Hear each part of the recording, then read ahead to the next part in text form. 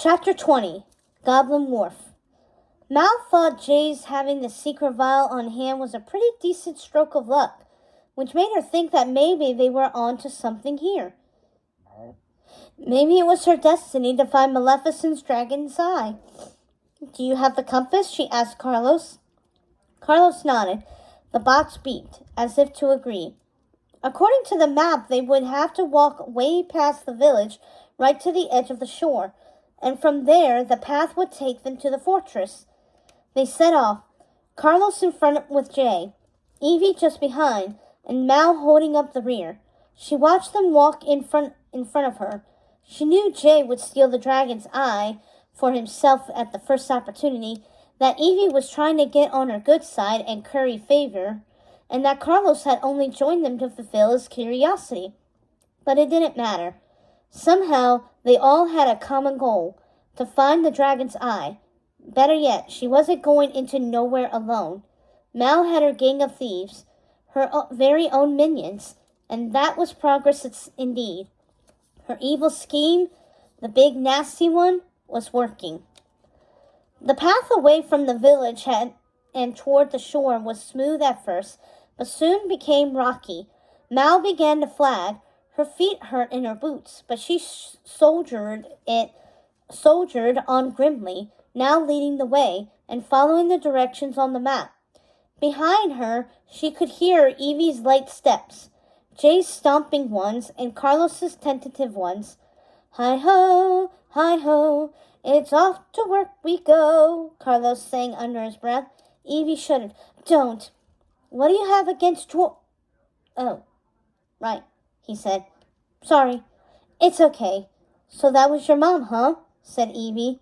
Yep, the one and only Cruella de Vil, Carlos said, bypassing some poison ivy and pointing it out to the rest of the group to avoid. One-way ticket to Crazy Town, right? She's not so bad, said Evie, who ducked below a low-hanging branch of a creepy oak tree. At least she doesn't do this thing that my mom does, where she pretends to be a magic mirror, telling me I'm far from the fairest of the land. Carlos stopped in his tracks, and he and Jay looked at her, shocked. Even Mal turned around to stare at her. Really? But you're gorgeous, Jay said. I mean, you're not my type, sweetheart, but you've got to know you're good-looking. Do you really think so? She asked. Nah, your mom's right. You're ugly, Jay teased. That sucks that she does that, said Carlos quietly. Whatever, Evie said nonchalantly. It's not like I care. You really mean that? Asked Carlos. I mean, it's not like your mom is any different, right? Evie pointed out. They were the children of the most evil villains in the world. What did they expect? Love? Joy? Sympathy? I guess not. And your dad, Jay? Doesn't he only care about the shop? Jay brooded on that. Yeah, of course. But what else is he supposed to care about? He asked honestly. Mal listened to their conversation, finding it oddly soothing to have other people around for once. She never really liked companionship before, but then again, Maleficent had always insisted that they lived apart from the pack. Superior, alone, and bent on revenge. Lonely, Mal thought. I was lonely, and so were they. Evie with her beauty-obsessed mother, Carlos with his screeching harpy of a parent, Jay, the happy-go-lucky thief with a quick wit and dashing smile, who could steal anything in the world except his father's heart. The gray fog surrounding the edge of the shore loomed closer. Soon they would have to walk through the mist and enter nowhere. When they did, would they also become nobody? Mal wondered. She cracked her knuckles. Her knees began to ache. They trudged on in silence for a while, when a sharp whistle cut through the air. It was from Jay, who had been scouting ahead. Evie took a step and crunched twigs loudly underfoot, while Carlos looked up fearfully. Mal whistled back. Jay jogged to where the three of them were huddled together. What is it, Jay? Mal hissed. I saw something. In the shadow. Hide, he whispered, fiercely, disappearing behind a rock. Carlos yelped and tried to climb a tree, the bark scratching his knees. Evie screamed softly and dove behind some blackberry bushes, but Mal froze in place. She couldn't move, for some reason. At first, it was because she felt annoyed to think that any daughter of Maleficent would have to hide from anything. But as the shadow loomed larger and approached, she worried she had made the wrong decision. The shadow had a pair of large horns and a spiky tail. Was it a dragon? But her mother was the only dragon in these parts, and had lost the ability to transform into one once the magic shielding dome had been put in place. Then there was a moan, a terrible wailing unlike anything they had ever heard. It was a hellhound for sure, a creature of myth and legend, a creature of tooth and fang, blood and fur. Then the creature emitted that could only be called an adorable purr. "Beelzebub!" Carlos cried from the tree. The monster emerged from the shadows, and a little black cat with a wicked grin appeared on the path. The shadow had distorted its ears to look like horns, and its tail to appear as if it had spikes, but it was just a little kitty. "You know this foul beast?" asked Mal contemptuously, to hide her embarrassment at having been scared. Her heart was still beating loudly in her chest. "It's just my cat," Carlos said. "I got her when I was little," he added sheepishly. "She's one of Lucifer's litter. She's my evil sidekick." "Oh, cool. I got one too. At my birthday party," said Evie. "Mine is Othelio, a baby parrot." "Well, not such a baby anymore. Othelio's got quite the mouth on him, too. Not sure where he learned all those words." "Cool. You got one of Iago's babies?" "I got 2 electric eels, Lagan and Derelict. From Flotsam and Jetsam. They're huge now. Monsters," said Jay. "They hardly fit in their aquarium anymore." Carlos let the cat rub his cheek. "Go on, Bee. Go back home. Stop following us. I'll be back soon. Don't worry." "What's your evil sidekick?" Evie asked, turning to Mal. Mal colored. She remembered exactly when they had each received their sidekicks. At that fabulous party long ago, to which she had not been invited. "I don't have one," she said shortly. "Oh," said Evie, and turned away looking embarrassed. "Don't worry," thought Mal. "You'll pay soon enough." Finally, they stood face to face with the gray fog that circled the island and marked the edge of nowhere. The mist was so thick it was impossible to see what lay beyond it. It would have entailed a walk of faith to see what was on the other side. In all their lives, the 4 of them had been told to keep away from the fog, to stay away from the edge of the gray. "Who goes first?" asked Jay. "Not me," said Evie. "Nor me," said Carlos. "Duh," sniffed Mal, "as if either of you would." "Mal?" asked Jay. "After you?" Mal bit her lip. It was, after all, her quest. "Yeah, I'll go, cowards." She squared her shoulders and tensed. She stepped into the fog. It was like walking through a cold rain, and she shivered. She reminded herself that there was no magic on the island, and that nothing could hurt her. But even so, the gray darkness was impenetrable, and for a moment she felt like screaming.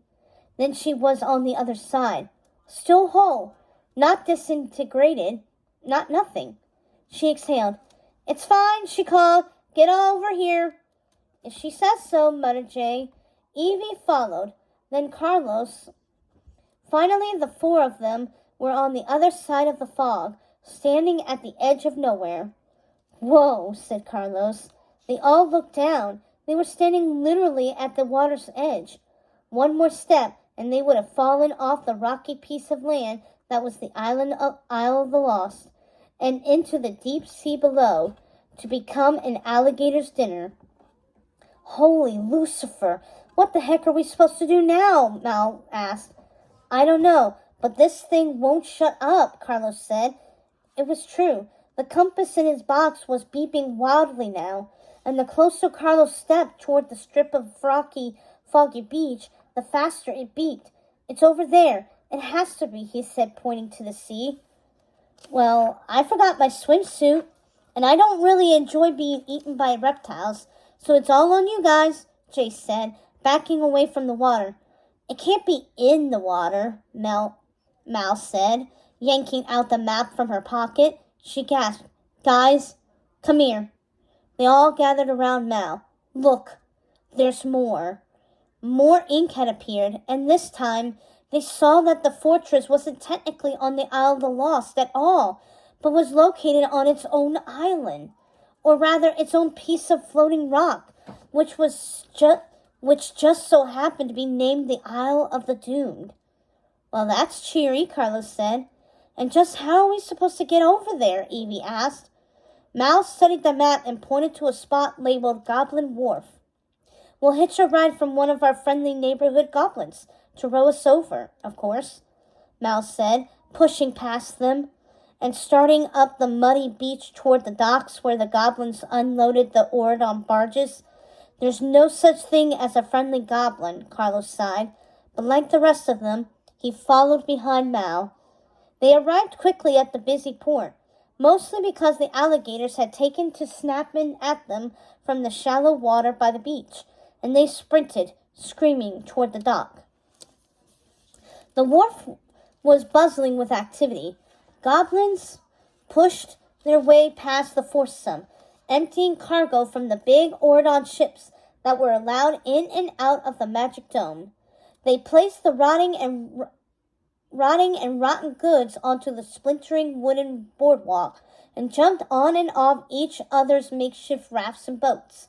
They hooted and hollered in their goblin tongue, tossing bags of scraps and leftovers, clothing, food, cosmetics, electronics, everything the people on Oridon didn't want anymore or had no use for, onto teetering rickshaws to sell at the market. We'll need to pay for passage, Mal said. They're not going to take us over there for free. The four of them emptied their pockets to pool enough of a sum of trinkets and food to pay their way across to the Isle of the Doomed. It took some haggling. Jay did most of the talking, as he spoke a bit of Goblin, from having worked at the shop, but they finally secured a spot on a scrapboat. That is, a boat that collected anything and everything that fell off the Ordon dumpsters. It was a scavenger of scavengers, the lowest of the bottom feeders. As it turns out, a goblin's boat was not constructed to hold 4 teenage villains. The floating wooden box creaked and groaned as Mal and the others boarded. If I die, Jace said darkly, you still can't have any of my stuff. We'll be fine, Evie said, but she seemed to say it more for her own benefit than anyone else's.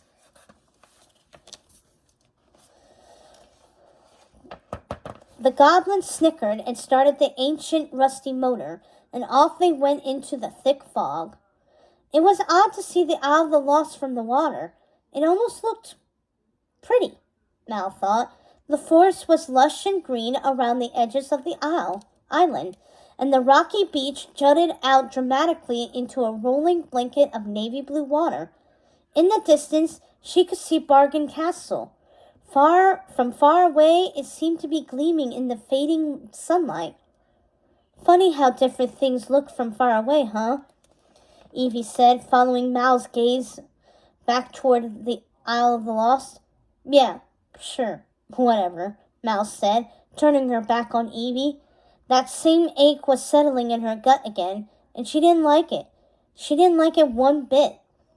Mal could only be sure they'd arrived at the Isle of the Doomed because the engine had stopped. They still couldn't see 5 feet in front of them. Mal scrambled blindly out of the boat and onto the rocky beach, followed quickly by the rest of the team. The goblin quickly sped off.